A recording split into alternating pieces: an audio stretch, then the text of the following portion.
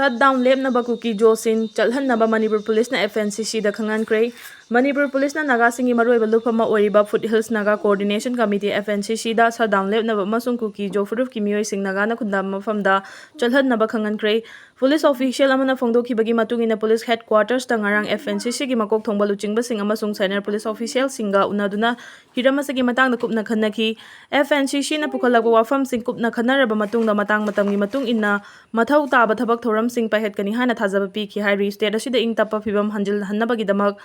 Pandamda FNCC na hojik Naga sing na namna khundaba mafamda Kuki Jo Furuf ki miyoi sing chathok chasin tawba yahandanabagi matangda thamliba shutdown lepata ngai fade haiba wafam police ki maikidigi thamki hairi Panbe abadi Kuki Jo Furuf ki miyoi sing na Naga gi lam khopchilakpagi mayokta FNCC na July 19 dagi matam kaktana ban chatharakibani Solar eclipse ta Manipura sokpa leite mathang thagi ani da thokadawriba solar eclipse numita sana sokpa tawgani haina social media da viral oraglibasi Manipura di karimata sokadaba leite haina Thalchanglon Loishang Lining Thau Sanamhei Temple Board na thadorok Cherol amana hari numit asida lagi thong hangduna ira thongni tawba lai thau pangthokpada akaiba leite hari Kangpokpida Kuki Jo singi mifam pangthokre mafam kharada sufam khigadawri Kangpokpida laiba LNC Hotel da ngarang Kuki Jo Council KJC na sinduna pangthokiba public consultation meeting da free movement ki wafam khanakhidre mifam adugi matangda KJC gi information and publicity secretary Ginja Boaljong na Hadorok Bacherol amana hai hauji maite amadi Kuki gi marakta muknariba sigi matangda Kuki Jo Furuf ki miyamgi mot long na bagi damak mifam pangthokibani pung ahumlom hena khananainaraba matungda maruiba waref kaya marum lawki adumoinamak Kuki Jo Furuf na khundaba ta yatopa mafam singda su khananainabagi mifam sing pangthokadaba waliba maramna hojikmaki oina warep sing adu miyamda lauthokiroi tongan ba mifam singda lawrokpa warep sing punsilaba matungda aroiba oina mapung phaba warep ama miyamda lauthoklagani hairi Mifam aduda saruk yakiba cycle SG MLA Kimnyu Hangsing na KJC bu asiguma makhalgi mifam pangthokpagi damak thagatpa phongdokhibaga loinana stakeholders sing amatoina punsinbagi tangai fadaba wafam thamki atai wangangba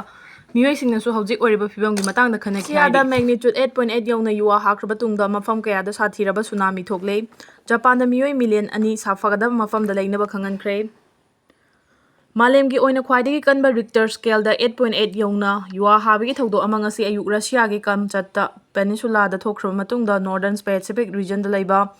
mafam kaya marumda tamthiraba tsunami thokle United States China Japan Indonesia Russia Alaska Hawaii amadi New Zealand chingba Pacific Ocean gi akoibada laiba laibak singda tsunami gi cheksinaba khangankhre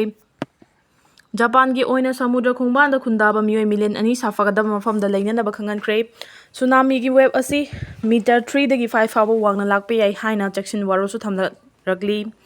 Japan Meteorological Agency na phongdokhibagi matung ina Hokkaido gi kha thangba samudra mapanda laiba Tokachi da centimeter 40 foot 1.3 wangna samudra gi ithak ipom yoraktuna mafam kaya thumjinki Russia da thokiba yuwa habagi thodo adugi epicenter oikhiba Kamchatka peninsula da paksana amangata thokpadagi mafam aduda laiba miyoi pumna makhudong thiba thokloidaba mafam da hongdohanki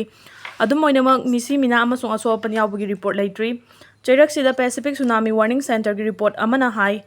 Russia da akanba yuwa hakiba aduna maram oiraga Hawaii da foot 10 wangna samudra gi ithak ipom horaktuna island adugi mafam kaya marum amata thoanba yabagi phibam da leire hojik phawbagi oina Hawaii da thokiba tsunami gi thawdo ayamba foot 3 dagi hena wangna ithak ipom haukhide handaki matang asidadi foot 10 wangna ithak ipom horakpa yabagi phibam leibana island adugi mafam ayamba amata thoalaba yai haina chingnari Richter scale da 8.8 ki changda kanba yuwa habagi thawdo ama Russia gi